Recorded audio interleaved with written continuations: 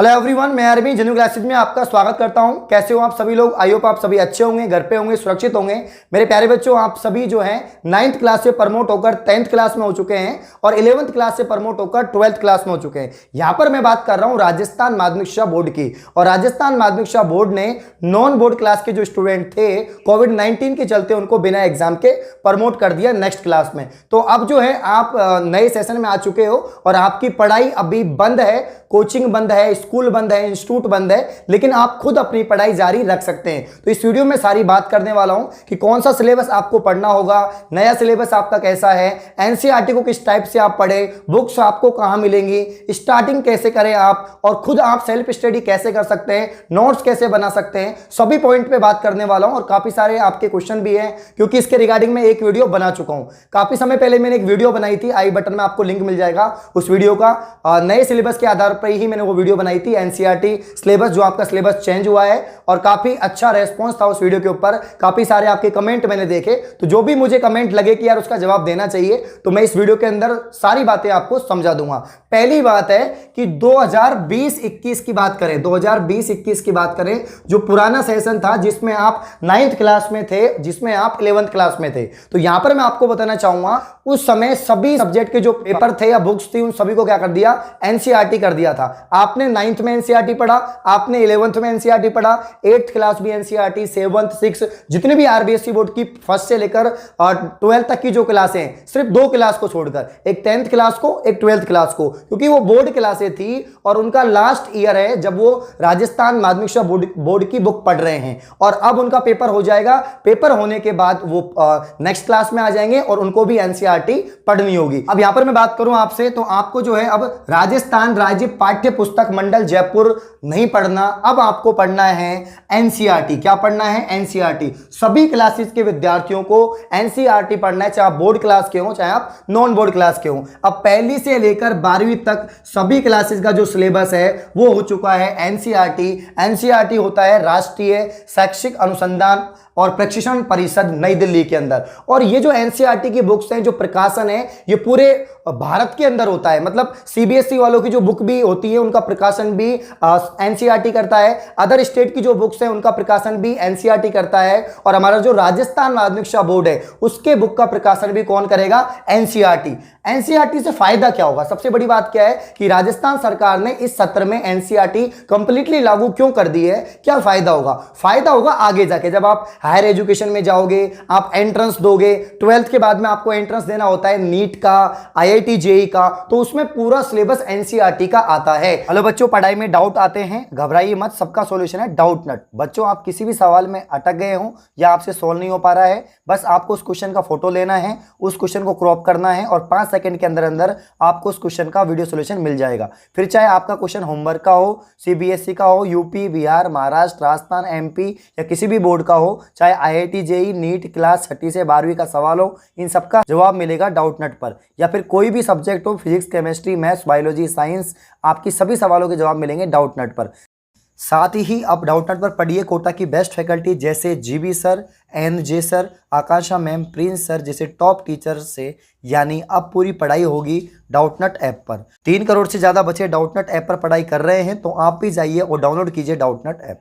और आगे जाके आप तैयारी करेंगे यूपीएससी की, एसएससी की, बैंक की, रेलवे की, सभी कॉम्पिटिटिव एग्जाम की तैयारी करेंगे, तो उसका सिलेबस भी एनसीईआरटी होता है। तो आपका जो सिलेबस है हायर एजुकेशन का, कॉम्पिटिटिव एग्जाम का, अभी से मजबूत हो जाए, आपको वही पढ़ना पड़े बाद में भी जो अभी पढ़ रहे हैं। इसीलिए राजस्थान सरकार ने आपका सिलेबस कंप्लीट, बोर्ड क्लास का भी, नॉन बोर्ड क्लास का भी क्या कर दिया? एनसीईआरटी कर दिया। ठीक है, तो अब सभी बच्चों को एनसीईआरटी पढ़ना है। बट अब बात क्या है? बात यह है कि जो एनसीईआरटी सिलेबस है वो इतना इजी नहीं है जितना इजी था आपका राजस्थान माध्यमिक शिक्षा बोर्ड, जो राजस्थान राज्य पाठ्य पुस्तक मंडल था। साफ लिखा आता था फर्स्ट पेज पे, पाठ्य पुस्तक मंडल राजस्थान, वो अब नहीं आएगा, अब सिर्फ एनसीईआरटी आएगा, क्योंकि जो भी सिलेबस है वो एनसीईआरटी। ऐसी बात नहीं कि राजस्थान में पहली बार एनसीईआरटी आया है, राजस्थान माध्यमिक शिक्षा बोर्ड में आज से करीब 5-7 साल पहले भी जो है एनसीईआरटी आता था। मैंने खुद ने एनसीईआरटी पढ़ा है। मैंने लास्ट वीडियो में बताया था कि जब मैं 2011-12 के अंदर 11th और 12th क्लास में था,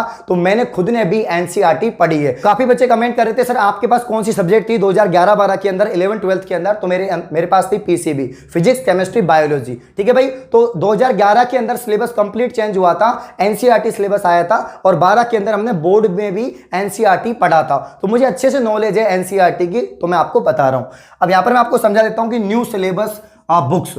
देखो भाई, अब जो भी बुक्स आएंगी आपकी पूरा कंप्लीट नया सिलेबस होगा। जो चैप्टर राजस्थान माध्यमिक शिक्षा बोर्ड के होते थे वो अब आपके नहीं होंगे, अलग से आपके सारे चैप्टर होंगे।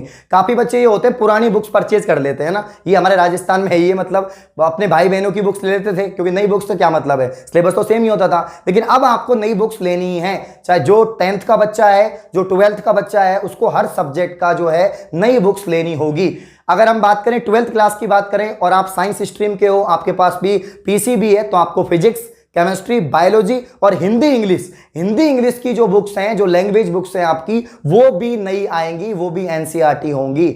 और जो 10th क्लास की बात करें तो 10th क्लास का पूरा सिलेबस जो है नया आएगा, एनसीईआरटी सिलेबस होगा, चैप्टर अलग होंगे, सारे चैप्टर अलग होंगे। काफी बच्चे पूछ रहे थे सर इंडेक्स क्या है, चैप्टर के नाम क्या हैं, तो भाई वो आप जब बुक देखोगे तो पहला जो पेज होगा बुक का वो इंडेक्स ही होता है, उसमें सब कुछ बता रखा होता है कौन कौन से आपके चैप्टर हैं। मैंने आपको लास्ट वीडियो में बताया भी था, जैसे केमिस्ट्री की कोई बुक है 12th क्लास की, तो उसके जो चैप्टर है मुझे आज भी याद है। पहला चैप्टर था सॉलिड स्टेट, दूसरा जो है सॉल्यूशन था, तीसरा इलेक्ट्रोकेमिस्ट्री था, चौथा केमिकल काइनेटिक्स था। तो वो अभी भी वैसे ही है, सेम सिलेबस, कुछ बदला नहीं है। जो पहले एनसीईआरटी चलता था वो आज भी एनसीईआरटी है।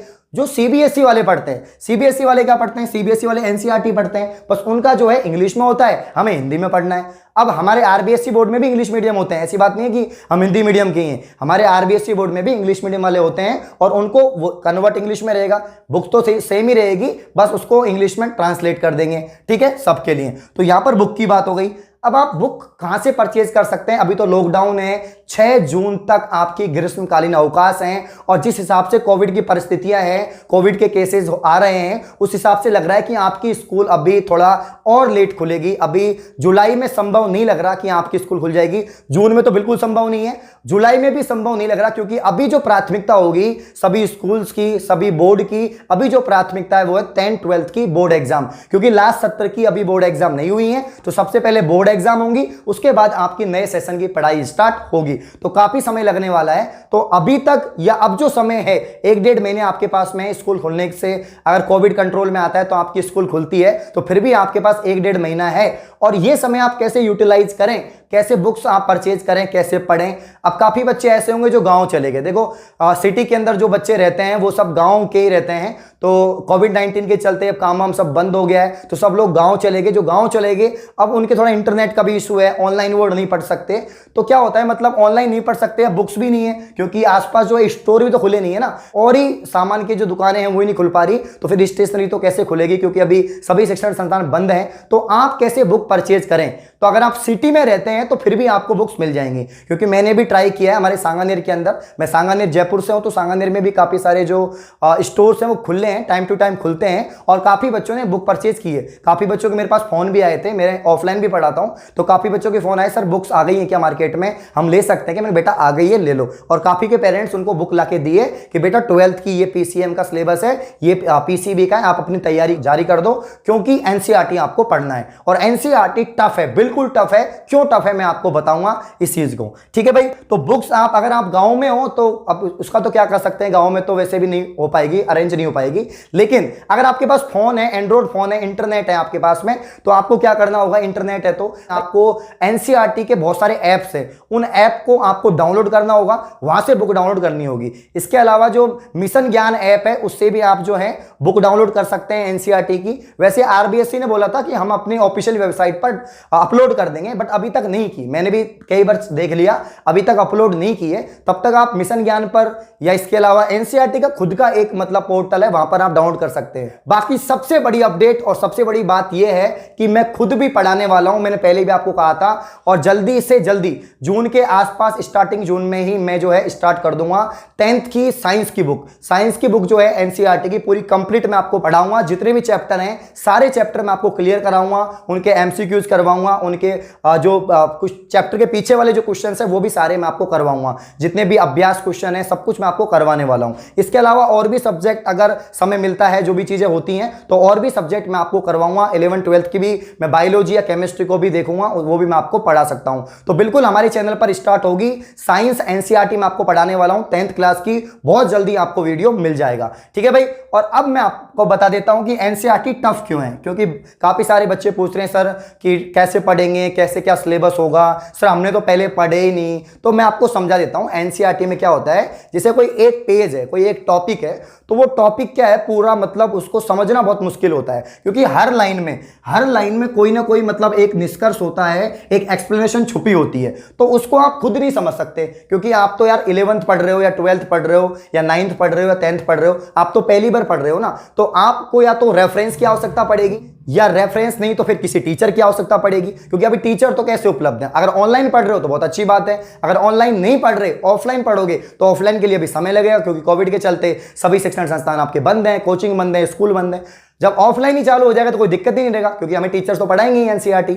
बट यहां पर जो है अभी खुद कैसे पढ़ सकते हैं, तो भाई रेफरेंस बुक इंपॉर्टेंट है। जब आप बुक्स परचेज करने जाओ तो रेफरेंस बुक भी परचेज करना। अब काफी कमेंट आए थे पिछले वीडियो पर, मैंने एसपी का जिक्र किया था साइंस पब्लिकेशन का, कि राजस्थान के अंदर NCERT Hindi medium science publication की जो रेफरेंस आती है काफी अच्छी होती है, क्योंकि उनमें नीट के जेई के क्वेश्चन भी होते हैं, एक्सप्लेनेशन अच्छा होता है, एक्स्ट्रा एमसीक्यूज, बहुत सारे एक्स्ट्रा न्यूमेरिकल्स क्वेश्चन भी होते हैं। ठीक है ना।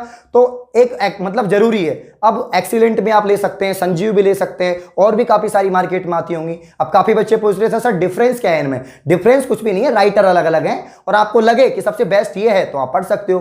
अब मैं कोई प्रमोशन तो कर नहीं रहा, बाकी आपको जो लगे कि यार एसपी अच्छी है, मुझे अच्छे से समझ में आ रहा है, इसमें पढ़ने को अच्छा लग रहा है, तो आप पढ़ सकते हैं। ठीक है भाई। तो एनसीईआरटी का ये लाइन टू लाइन को समझना पड़ेगा, लाइन टू लाइन हमें अच्छे से स्टडी करनी पड़ेगी, क्योंकि हर लाइन में एक निष्कर्ष निकल के आता है और हर पैराग्राफ को समझना बहुत इंपॉर्टेंट है। ठीक है भाई। अभी क्या होता है, जैसे राजस्थान माध्यमिक शिक्षा बोर्ड की जो बुक थी वो नोट्स की तरह थी, यहां पर हमें नोट्स बनाने पड़ेंगे। अगर आपने एनसीईआरटी में नोट्स नहीं बनाए तो आपको कुछ समझ में नहीं आएगा, क्योंकि बुक से कुछ समझ में नहीं आता।